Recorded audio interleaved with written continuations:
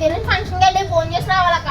గున్నాబాయ్ చెప్పినట్టు తెలియని ఫంక్షన్ కి అయితే వచ్చేసానండి. ఫస్ట్ ఫుడ్ కౌంటర్ దగ్గరికి వెళ్ళిపోతే డౌట్ వచ్చేద్దని చెప్పి అలా స్టేజ్ పైకి వెళ్ళానండి. స్టేజ్ చూసారా ఎంత కలర్ఫుల్ గా ఉందో. ఏంటిది అనుకుంటున్నారా? మెచ్యూర్ ఫంక్షన్ అండి. స్టేజ్ పక్కనే కాయిన్ గేమ్ పెట్టారండి. సరదాగా కాయిన్ వేశాను, కానీ మన దరిద్రం అలాంటిది. కాయిన్ పడలేదండి. పడుంటే గిఫ్ట్ వచ్చేదేమో. అలాగే ఒక ఫోటో అండ్ సెల్ఫీ వీడియో కూడా తీసుకున్నా. అలా గుంపులో గోవిందలాగా సైలెంట్ గా ఫుడ్ కౌంటర్ దగ్గరికి అయితే వచ్చేసానండి. ఇక్కడ చూస్తే వెజ్ అండ్ నాన్ వెజ్ పెట్టారండి. నేనైతే నాన్ వెజ్ దగ్గరికి వెళ్ళానండి. ఇక్కడ చూసారా ఎన్ని ఐటమ్స్ ఉన్నాయో. ప్లేట్ నిండిపోయేలా, పొట్ట ఉబ్బిపోయేలా ఐటమ్స్ అయితే పెట్టించుకున్నా. అబ్బో, బూడిద గుమ్మడికాయ halwa, prawns dum biryani, chicken curry, mutton curry, Apollo fish, chicken kadai fry, చిల్లుగారి, ఇలా అన్ని పెట్టించుకొని చుట్టూ ఒక లుక్ వేసి ఒక పట్టు అయితే పట్టేసానండి. టేస్ట్ అయితే సూపర్, అదరగొట్టేశారు. మన నాన్ వెజ్ తిని వెజ్ తినకపోతే బాగోదు కదండి. అందుకే అలా వెజ్ దగ్గరకు కూడా వెళ్ళిపోయానండి. ఇక్కడైతే పనసకాయ బిర్యానీ, పుదీనా rice, paneer butter masala, sambar, rice, అప్పడాలు పెట్టారండి. ఇవన్నీ తిన్నాక చల్లని కూల్ డ్రింక్ అలాగే ఐస్ క్రీమ్ కూడా తినేసా. ఇవన్నీ తిని ఫైనల్ టచ్ పాన్ నోట్లో పెట్టాలి కదండి. అది కూడా ట్రై చేసా. అన్నట్టు మర్చిపోయా, స్నాక్స్ కూడా పెట్టారండి. Sweet corn, French fries, nuggets, అలాగే మాక్టైల్స్. గున్నబాయ్ పుణ్యమా అని పొట్టలో కండి తోసేసానండి. ఆ తర్వాత నాకు ఒక పెద్ద డౌట్ వచ్చింది. ఇంత బాగా అదరగొట్టినాలు ఎవరా అని. ఇంకెవరో సాయి ఈవెంట్స్ అని అక్కడ వాళ్ళందరూ మాట్లాడుకుంటే అర్థమైందండి.